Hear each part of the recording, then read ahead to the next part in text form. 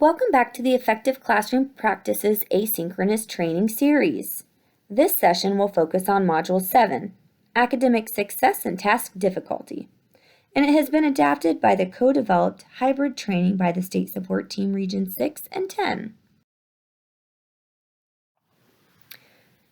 Remember, the first 4 modules of this training series all focused on instruction. The last 4 focus on engagement strategies. Active supervision connects instruction to engagement. Once you've clarified and taught the expectations, it's crucial to monitor students closely through active supervision and provide feedback, both positive and corrective, on how their behavior aligns with the expectations. The outcome for this module is that you will be able to consider and adjust task difficulty to increase student success and diminish problem behavior.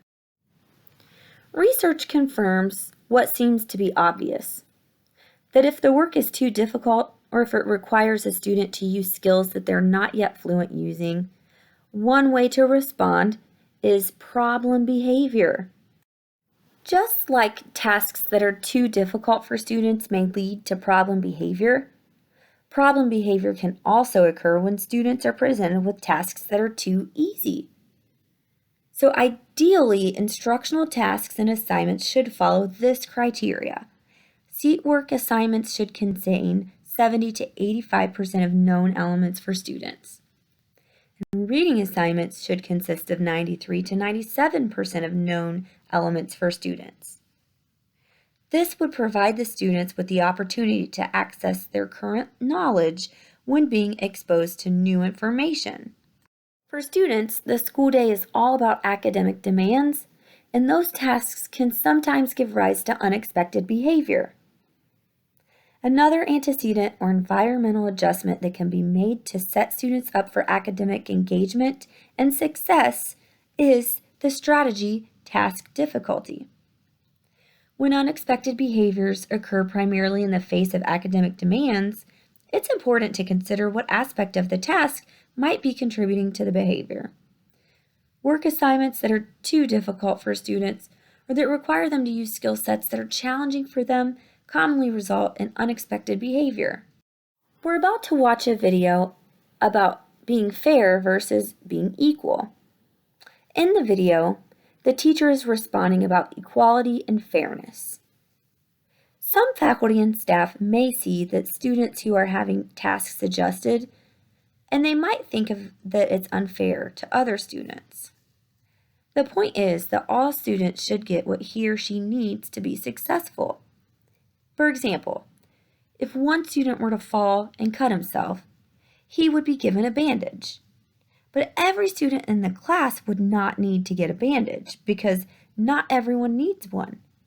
To be equal, the teacher would give bandages to all of the students. But to be fair, only the students who need them would receive them.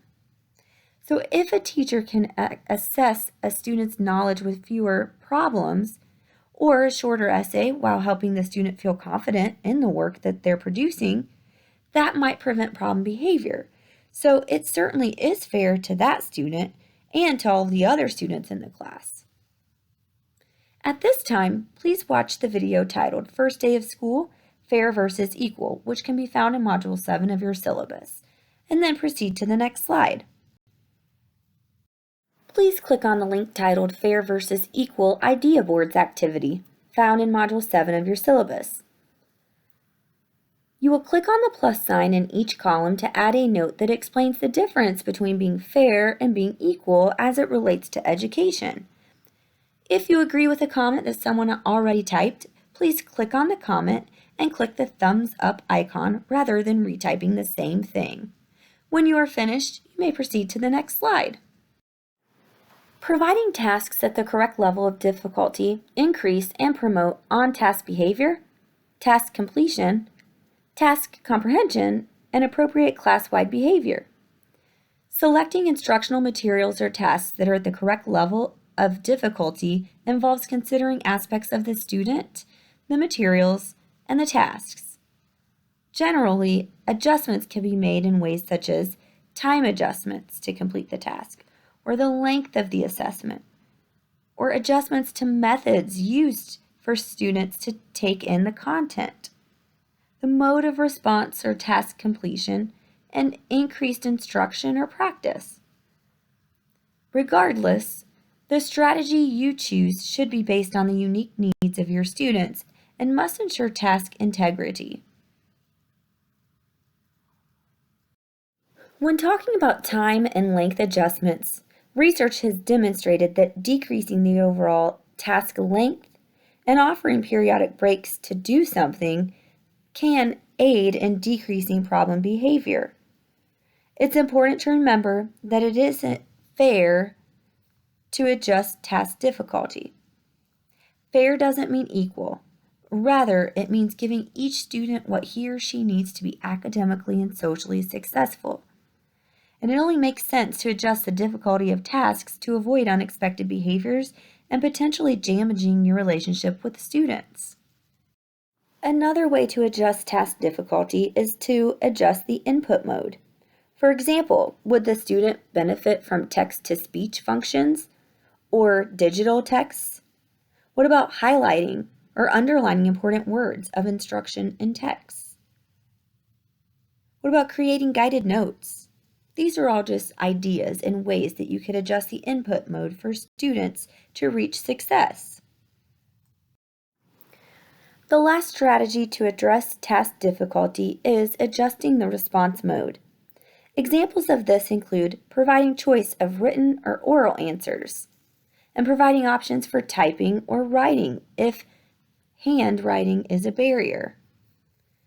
Regardless, the strategy that you choose should be based on the unique needs of your students and must ensure task integrity.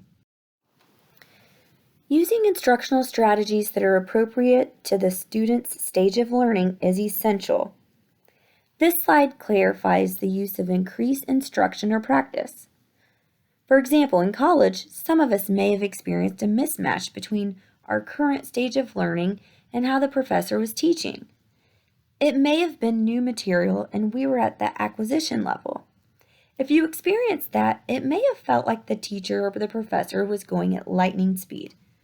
If you were brave enough, you may have asked the professor to repeat an idea, concept, or to even provide some tutoring supports. You needed increased instruction. Some of our students experience this mismatch too. It is then our job to identify those students who might need more instruction or practice. Let's practice applying strategies to address task difficulty. At this time, you will need to take out your documents titled Strategies to Address Task Difficulty and Task Difficulty Vignette Activity, both of which can be found in Module 7 resources. Once both resources are available and ready for use, you can continue with the presentation. The way the activity works is that you will read the scenario on the slide. Then you will refer to the Strategies to Address Task Difficulty document and select a strategy that you would use to address the student's need. Once your strategy is chosen, you will type your response on the Task Difficulty Vignette Activity resource. I will do the first one for you. The scenario is, Dalton sits quietly but does not complete his work during writing activities. His reading skills are at grade level. He's able to accurately retell what he has read and can orally answer all comprehension questions. When he's directed to answer comprehension questions on his worksheet, he begins slowly and then stops writing and puts his head down on his desk. Looking at the strategies to adjust task difficulty, which would you choose and why? The strategy I chose was to use a different response mode which might help him be successful, such as recording his answers or having another student write his dictated answers. Using a computer may also help him as well. I chose these because Dalton is having trouble with written responses. Please read the scenario on the screen and think about a strategy that you would use to address task difficulty for Tracy. Once you're finished, continue to the next slide. After reviewing the strategies to address task difficulty, select a strategy that you believe would help the student reach success in class. Then type your answer on the Vignette activity log. This will allow you to share your response and to read how other colleagues responded.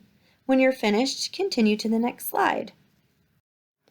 Please read the scenario on the screen and think about a strategy that you would use to address task difficulty for Maria. Once you are finished, proceed to the next slide. After reviewing the strategies to address task difficulty, select a strategy that you believe would help the student reach success in class. Then type your answer on the Vignette activity log. This will allow you to share your response and to read how other colleagues responded. When you're finished, continue to the next slide. If you have any questions, please contact Tiffany Fluga at the State Support Team, Region 6.